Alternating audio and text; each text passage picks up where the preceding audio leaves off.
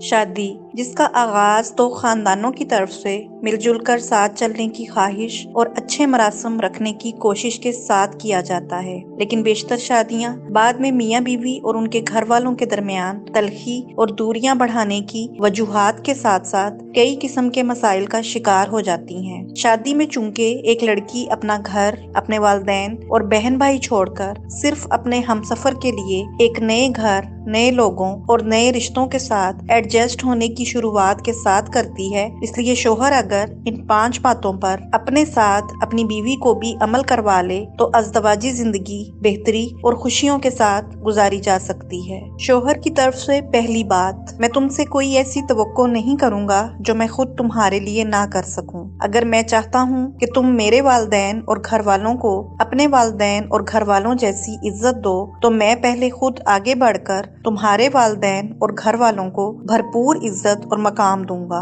اور یہاں عزت دینے سے مراد لفظوں سے یا لہجے سے میٹھا بننے کی عزت نہیں ہے، بلکہ دل سے ہر رشتے کو عزت دینا ہے۔ اس عزت میں ہم ایک دوسرے کی عزت کو خراب نہیں ہونے دیں گے، یعنی نہ تو گھر والوں کو عزت دیتے ہوئے ان کی کوئی ایسی بات مانیں گے جن سے ہم میاں بیوی کے درمیان دوریاں ہوں، اور نہ ہی ہم دونوں کسی بھی رشتے کو تمہیں یا مجھے نیچا دکھانے کی اجازت دیں گے۔ شوہر کی طرف سے دوسری بات، اگر ہمارا کبھی جھگڑا ہو جائے اور اس پر ہمیں کتنا ہی ایک دوسرے پر غصہ ہو، مگر اس غصے میں بھی عزت اور لحاظ کا دامن نہیں چھوڑیں گے، کیونکہ ہمارے رشتے کی اصل مضبوطی غصے اور ناراضگی میں ہی ظاہر ہوگی۔ اس لیے غصے میں کبھی ایک دوسرے کے والدین اور رشتہ داروں کے لیے نازیبا الفاظ استعمال نہیں کریں گے، نہ ہی کسی کو یا ایک دوسرے کو گالی گلوچ کریں گے، اور نہ ہی ایک دوسرے پر ہاتھ اٹھائیں گے، اور ہمارا جھگڑا یا ناراضگی صرف ہمارے کمرے تک محدود رہے گی، کسی کو اس بارے میں نہیں بتایا جائے گا۔ شوہر کی طرف سے تیسری بات، ہمارا جھگڑا اور ناراضگی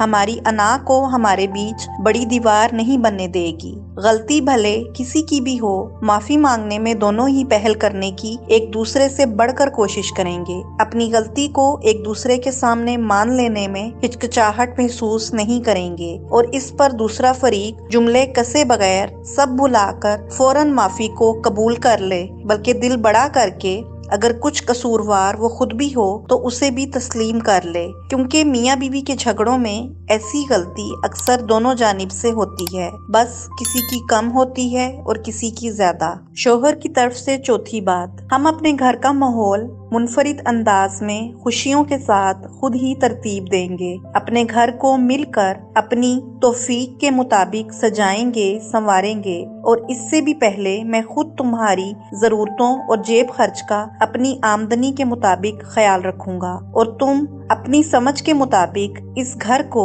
جو اب تمہارا اپنا گھر ہے اسے مینج کرنے کی کوشش کرنا، اور ہم اپنے رشتوں سے اچھی باتیں، اچھی عادتیں ضرور سیکھیں گے، لیکن نہ تو ہم کسی رشتہ دار کی دولت کو دیکھ کر اپنے گھر کا ماحول خراب کریں گے، نہ ہی کسی کا لائف سٹائل دیکھ کر اسے کاپی کرنے کی کوشش کریں گے۔ اور شوہر کی طرف سے پانچویں بات، ہر انسان میں مختلف خوبیاں اور صلاحیتیں ہوتی ہیں، اس لیے ہم بھی ایک دوسرے کی اچھی کاموں کی تعریف اور حوصلہ افزائی ضرور کریں گے، اور اسی طرح اپنی اولاد کی خوبیوں کو مد نظر رکھ کر اس کی یا ایک دوسرے کی شخصیت کو مسخ نہیں ہونے دیں گے، اور نہ ہی ایک دوسرے کو یا اپنی اولاد کو کسی دوسرے کی خوبیوں سے کمپیئر کر کے اپنے رشتوں میں پھوٹ ڈالیں گے، تاکہ ہمارے ساتھ ہمارے بچوں کی شخصیت بھی مثالی خوبیوں والی اور اپنی ذات میں مضبوط اور پر اعتماد ہو۔ یہ وہ باتیں اور تجاویز ہیں جن پر عمل نہ کر کے